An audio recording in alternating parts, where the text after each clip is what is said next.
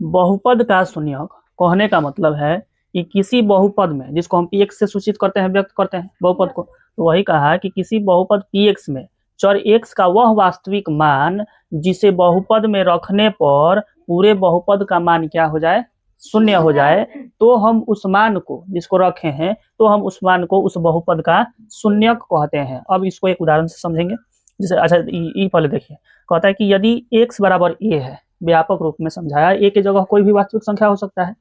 यदि x बराबर a है, a रखने पर p a बराबर इतना प्राप्त होता है, माने शून्य प्राप्त होता है, तो आप हम कहेंगे कि a जो है वो बहुपद px का क्या है, शून्यक है। जैसे यहाँ उदाहरण है, जैसे px बराबर x घटाव 3, ये एक बहुपद है, ये एक बहुपद है और बहुपद को हम px से सूचित करते हैं, तो इसलिए कहा कि px बराबर x घटाव 3 एक बहुपद हो गया। अब कहता है कि यदि x बराबर हम 3 रखें तो इसका मान क्या होगा। तो आप देखिए x बराबर x बराबर यहाँ 3 रख रहे हैं, यहाँ बताएंगे अंदर में लिख के 3 रख रहे हैं, तो अब बताइए x के जगह 3 आएगा, माइनस है तो माइनस, और 3 तो है, तो 3 में से 3 जाएगा तो 0। इसका मतलब यह हुआ कि इस x का मान हमने 3 रखा तो बहुपद का मान कितना हो गया, शून्य हो गया। इसलिए इस 3 को हम क्या कहेंगे, बहुपद का शून्य कहेंगे। समझ गए, यही बात यहाँ बताया। चूंकि x बराबर 3 रखने पर बहुपद का मान क्या हो गया, शून्य हो गया, इसलिए 3 को, माने जिसको रखने पर शून्य आया है उसको हम बहुपद का शून्य कहेंगे। समझ गए। अब इस बहुपद के शून्य को हम मूल भी कहते हैं, रूट, और हल भी कहते हैं, सॉल्यूशन। समझ गए। उदाहरण 2 का 1 में कहा कि x बराबर आपको 1 रखना है और बहुपद क्या है, तो px बराबर 5x² माइनस 3x प्लस 7, जिसको समझना है यहाँ देखें। तो चूंकि आपको x बराबर 1 रखना है तो यहाँ हम लिखेंगे कि p और x बराबर 1, तो यहाँ 5 का 5, और जहाँ जहाँ भी x है वहाँ x का मान 1 रखेंगे, तो यहाँ 1 का स्क्वायर माइनस 3 गुने 1 प्लस 7, तो आप जान जाइए कि 5 गुना 1 होगा, माइनस 3 हो जाएगा, प्लस 7 हो जाएगा। 5 का 5 माइनस 3, अच्छा प्लस 7, यहाँ प्लस है, सुनिए कोई सम हो सकता है, यहाँ प्लस है और यहाँ, तो पहले प्लस से प्लस को एक साथ लिया जाता है, वो ठीक है किया है। तो 7 गो और 5 गो 12 गो, और माइनस इसमें से 3 कर देंगे, तो आपका 12 में से 3 जाएगा तो कितना हो जाएगा, 9। ठीक है, उतना से ठीक उसी तरह से इसको भी बनाना है। y बराबर 2 रखना है, तो आप यहाँ आपका बहुपद हो गया, तो आप यहाँ लिख सकते हैं कि q और y बराबर 2, और सब रख करके बनाइए। जहाँ कहीं भी y है वहाँ 2 रखिए। जैसे आपका 3 और गुना y का q माने 2 का q माइनस 4 और गुना y यानी 2 और प्लस रूट 11। ठीक है, तो 3 का 3 और गुने 2 दूनी के 4, 4 दूनी के 8, माइनस 4 दूनी के 8 और रूट 11, 8 3 के 24 और माइनस 8 प्लस रूट 11। अब 24 में से आपका 8 जाएगा तो कितना होगा, 16 ना जी, और प्लस रूट 11, यही आपका आंसर हो जाएगा। समझ गए। 3 नंबर में है t बराबर आपको a रखना है और बहुपद आपको क्या दिया, pt बराबर 4t² ना, t के पावर 4 है, t के पावर 4 प्लस 5 t के पावर 3 और माइनस t² प्लस 6।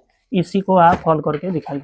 यहाँ जहाँ कहीं भी t है वहाँ आपको a रखना है। बहुत अच्छा, केवल 4 और गुने t, अच्छा गुना आप देना चाहे चाहे नहीं देना चाहे कोई बात नहीं, तो 4 और a के पावर 4 प्लस 5 a के पावर 3 माइनस t के स्क्वायर, तो a के स्क्वायर प्लस 6 हो तो गया बस। अब आप बताइए इसमें आपको कौन सा लगता है कि एक जाति का है जिसको मिला सकते हैं, कोई तो नहीं है, तो छोड़ देंगे।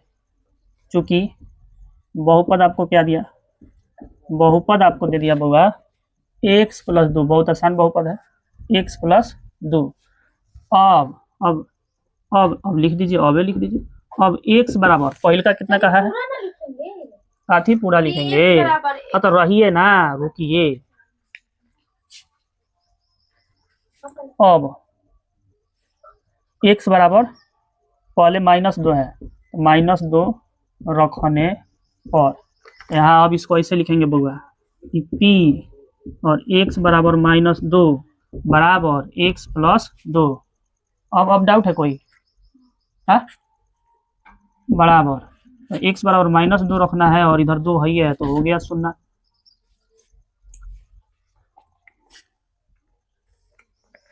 तो यहाँ हम कह सकते हैं कि अतः -2 बहुपद कितना, तो x प्लस 2 का एक शून्यक है, एक शून्यक है।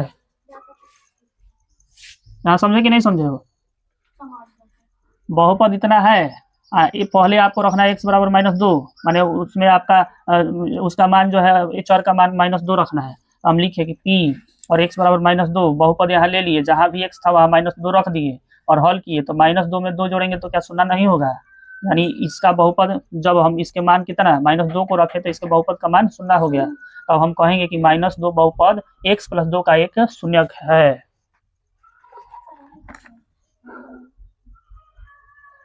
फिर उसी तरह से x बराबर 2 रखने पर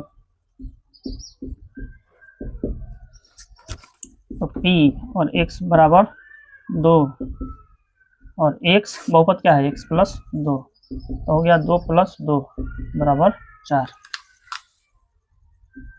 अतः 2 कोमा बहुपद कितना x प्लस 2 का एक शून्यक है कि नहीं? नहीं है। लेंगे कि px बराबर कितना दिया है 2x प्लस 1। हाँ, तो 2x प्लस 1 समझ गए। तो अब हम यहाँ कहेंगे कि बहुपद को शून्य के बराबर रखने पर, अब चूंकि यहाँ चूंकि क्या दे दिए, चूंकि बहुपद देखिए समझिए, बहुपद को शून्य के बराबर करने पर, अब इसका मतलब क्या है कि दिया गया बहुपद तो ये है, तो इसको शून्य के बराबर जब हम करेंगे तो क्या इसको, हाँ सुनिए, हाँ क्या हम इसको px बराबर 0 लिख सकते हैं?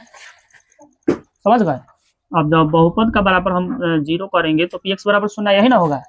अब आप बताइए कि px कितना है? px है आपका 2x प्लस 1 और बराबर 0 हो जाएगा। समझिए ध्यान से। अब आप बताइए इस 2x को इधर रखते हुए इसको हम इधर भेजेंगे तो क्या हो जाएगा 0 माइनस 1, हाँ बराबर 0, तो 2x बराबर -1। समझ गए। अब इसलिए x बराबर -1 और इधर से गुणा से इधर आएगा तो बटा में, समझ गए। माने x का मान कितना हो जाएगा -1/2। आइए यहाँ जांच कर लेते हैं। यानी बहुपद 2x प्लस 1 का शून्य कितना आया -1/2। अब शून्य का मतलब क्या होता है कि वह मान जिसको हम बहुपद में चर के जगह रखें तो उसका मान कितना हो जाए 0 हो जाए, 0 हो जाए। तो क्या हम यहाँ पर जांच कर लें? आइए जांच कर लेते हैं। बहुपद आपका क्या है 2x प्लस 1 और शून्य का मतलब क्या होता है कि चर की जगह पर उसको रखना होता है। हम कहेंगे कि बराबर 2 गुने -1 बटा कितना x का मान यही ना आया है और प्लस 1, तो क्या 2 से 2 नहीं कट जाएगा और -1 और प्लस 1 बराबर क्या 0 नहीं हो जाएगा? समझ गए।